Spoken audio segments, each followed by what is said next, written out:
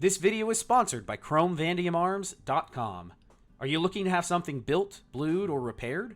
Does a 10-month wait time feel entirely too long? Give me a call or send me an email with your project details and I'll whip you up a quote. Your next project will be back in your hands before you know it. ChromeVandiumArms.com. Gentlemen, welcome back. It's been a long time. Today is the project all of y'all have been waiting on. As you can see and as you've read, we're building a Set Me See. Okay, we're gonna get it done. Today's the intro, obviously, so I'm gonna show y'all what you need to get a Set Me See built out, and then we will kick it off. Next week we will start. You'll see the episode come out. We'll start demilling. We'll get things bent and welded. I should make a note that the welding video, the bending of the flat, that will be hosted somewhere else. I'll put a video up here showing that it exists and sending you off site somewhere else because YouTube will not let me show you that. But I'll show you how to do it anyways. So the first thing you're obviously going to need is a parts kit.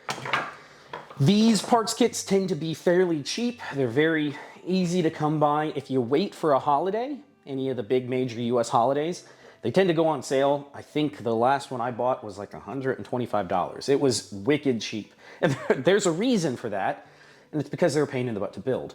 And yes, y'all will see soon. Besides your parts kit, you are going to need a barrel. This customer happened to have a used barrel that already had the front sight tower on, which it honestly makes this a little bit easier. I don't have to press this on. All we have to do is headspace this. But when we get there, I do have a spare kit with a spare barrel, and I might do a video on populating the barrel separately, just because you guys are going to have to know how to do that anyway, so we'll do that when we get there. Besides that, the next most important thing you'll need is some sort of receiver. Now this is a flat. This one came from RTG, I want to say, and the flats are the most basic way to go. If you end up going this route, you will need a jig for pressing it, a press, or access to a press, and a TIG welder, and the skill to weld. No, not a MIG welder. I know some of y'all car guys out there are thinking, well, I'm pretty good with one. No. You're gonna need a TIG welder, and you need to learn to use it. Once you learn to TIG weld, you're never gonna go back. For faster things you might MIG, but once you learn to glue two pieces of metal together with TIG, it's very satisfying. You'll love it. The other option you can go with is some companies, the one that comes to mind is like PTR. They, from time to time, will sell finished receivers, bent, welded, all done. With that, all you have to do is headspace your barrel, install your trunnion, and just do the little bit of welding that the trunnion requires, which you could probably get away with a MIG gun doing that. And then, build it, put it together. They do most of the heavy lifting. Those have to go through an FFL and get transferred to you as a regular receiver. Besides all of that, you are going to need a weldment kit. These are available at HK Parts and RTG. You can typically find them there. The weldment kits include the shelf for making it semi-auto, the base for the rear sight, and the pins, which I'm missing one pin. I'll have to go find it. Oh, it's over there. If you're going with the flat, it'll come with these reinforcement rods that get welded into the back for your pinholes. It reinforces the pinholes. You'll get two of those because it's a double pin. Beyond that, if you are building like this one, if you are going to build out one with a paddle mag release, and that goes for any of the roller guns. If you're going to build out a paddle mag release, don't waste your time. Just go ahead and get one of the bushing kits. It's a pin and a bushing that goes on the inside. It's for deleting the front pin. If you're building a semi-auto, you can't have that third pin up front.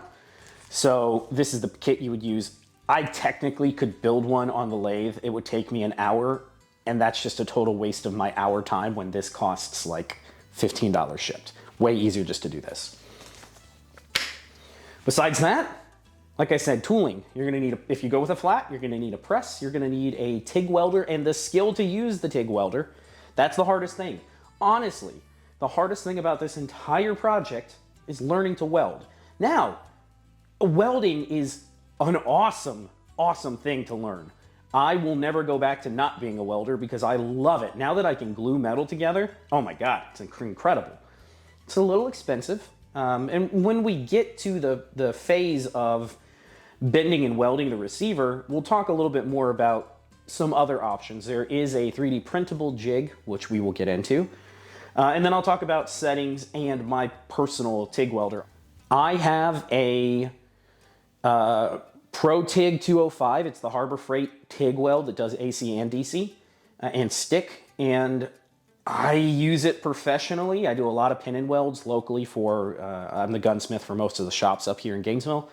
Pin and welds, works great for that. You'll see when we get to welding this thing up, it lays down a really nice bead. It's not as expensive as a Miller or a Lincoln, but it's, oh my God, it is such a nice piece of kit for $1,200. It is, and I think I got mine for cheaper because I got it when Harbor Freight had a discount on some holiday.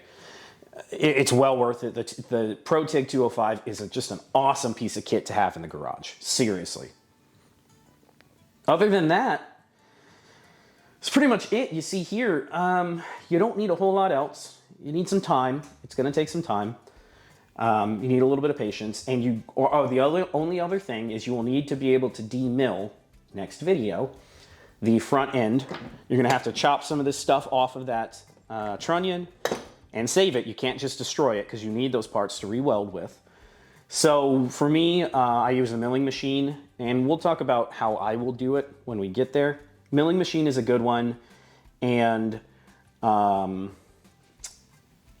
a pneumatic grinding disc and a Dremel tool. Those sorts of things are great for that. That's pretty much it though. I mean, we're ready to build. Next week, I will be back with y'all. We are going to have a video demilling the front end, and that's pretty much it. We'll then proceed to take the video offline to a different platform. I'll show you guys how to bend and weld the receiver, and all of that will be linked. Don't worry, it will exist. Once that's done, we will get it all back together and weld on. Well, we'll have the shelf already welded on. We'll come back, we will semi-auto the pack so you can't full auto it. It gets a special cut. I'll show you how to do that. It's easy enough. We'll cut it to semi-auto only. There's going to be a lot of hand fitting to get it done. Once it's hand fit, put it back together, take it for a test fire. I'm thinking 7 or 8 videos. Unless you guys want to see, this is the time. If you guys want to see something very specific, I can go into a whole video on its own of how to do something. This is the time to let me know that. But that's pretty much it. I'm back. It's been about 8 months, and we're going to rock and roll with this. I should say it's also SOT season, which means that we are going to have some really fun videos coming out. I don't know if you guys can see off camera. I think I blocked you, but there might be a GWatt sitting over there that's going to get full autoed and out the door. So anyways, get ready, guys. I will catch you guys on the next one. See ya.